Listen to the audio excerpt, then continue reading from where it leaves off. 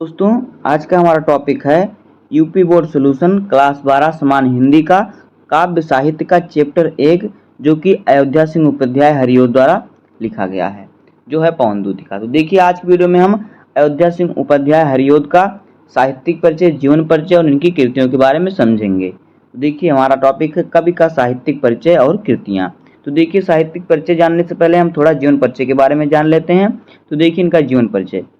श्री अयोध्या सिंह उपाध्याय हरिऔध आधुनिक हिंदी खड़ी बोली के प्रथम महाकवि थे।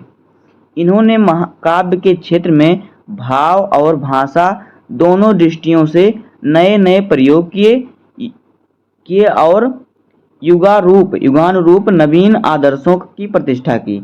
हरिऔध का जन्म सनवत 1922 से देखिए सनवत 1922 जो है इसे सन 1868 माना जाएगा में ग्राम निजामाबाद जिला आजमगढ़ के एक सनाडे ब्राह्मण परिवार में हुआ था।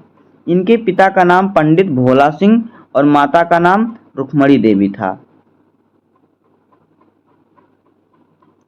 भोला सिंह के बड़े भाई पंडित ब्रह्म सिंह ज्योतिष के अच्छे विद्वान थे।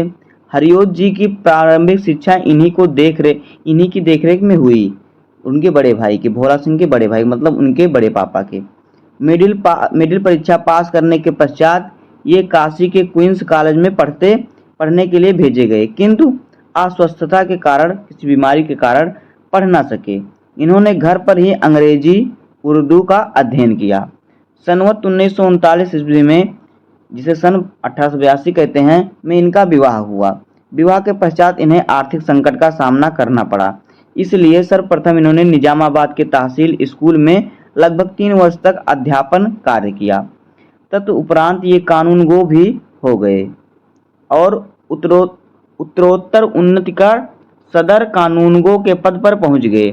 सनवत 1966 विक्रम संवत 1966 सन 1909 में सरकारी नौकरी के अवकाश प्राप्त कर काशी हिंदू विश्वविद्यालय में अवैतनिक अध्यापक हो गए।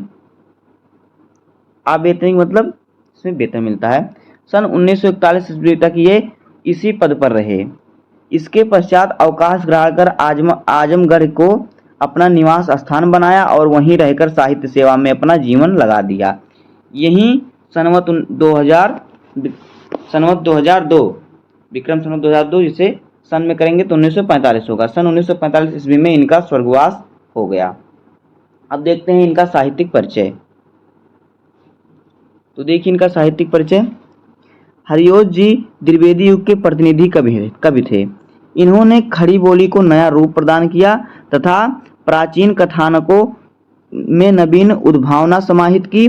भाषा की विविधता के साथ साथ इन्होंने हिंदी छंदों में भी नवीन छंद पद्धति की उद्भावना की। इनके काव्य में वात्सल्य रस एवं विप्रलंभ श्रृंगार का जगमगाता रूप झलकता है। आगे देखिए इनकी रचनाएं कौन कौन सी हैं। तो देखिए रचनाएं हेडिंग में डाला। उसके बाद देखिए हरिऔध जी ने गद्य पद दोनों में ही सफलतापूर्वक रचना की। इन्होंने गद्य में भी रचना की है और पद्य में भी रचना की है। इनके द्वारा रचे गए काव्यों में संक्षिप्त विवरण निम्नलिखित हैं। देखिए इनके द्वारा जो काव्य रचना हुआ उनका विवरण है। प्रिय प्रवास, बेदेही वनवास, रस कलश, चौखे चौपदे और चुभते चौपदे। इनके अतिरिक्त हरिऔध जी ने अन्य काव्य ग्रंथ इस प्रकार की है। देखिए कौन कौन सी। रुक्मणी परिणय, प्रगुम्न विजय, बोलचाल, पद्म प्रसून, पारिजात, ऋतु मुकुर, काव्योपवन, प्रेम पुष्पोहार और फिर प्रेम प्रपंच और फिर प्रेम्बु प्रश्रवण और फिर प्रेम्बु वारिथी।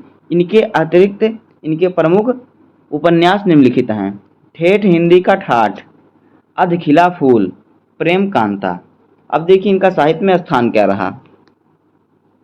तो देखिए निसंकोच हम यह कह सकते हैं कि हरिऔध जी की काव्य प्रतिभा जो थी विविध रूपीणी है।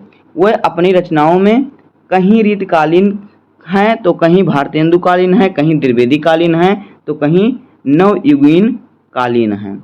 इनके इन समस्त रूपों में इनका द्विवेदी कालीन युग सबसे प्रमुख है। भाव और भाषा दोनों ही क्षेत्रों में इन्होंने नए नए प्रयोग किए और आधुनिक युगानुरूप नवीन उद्भावनाएं भी दी। निश्चय ही ये हिंदी के गौरव हैं। तो इस प्रकार से इनका साहित्य में स्थान होगा। उम्मीद है कि आपको वीडियो पसंद आया होगा। अगर आपको वीडियो पसंद आया हो तो वीडियो को लाइक कर दीजिएगा, चैनल पर नए हैं तो सब्सक्राइब कर दीजिए। मिलते हैं किसी नेक्स्ट वीडियो में, तब तक के लिए धन्यवाद। जय हिंद।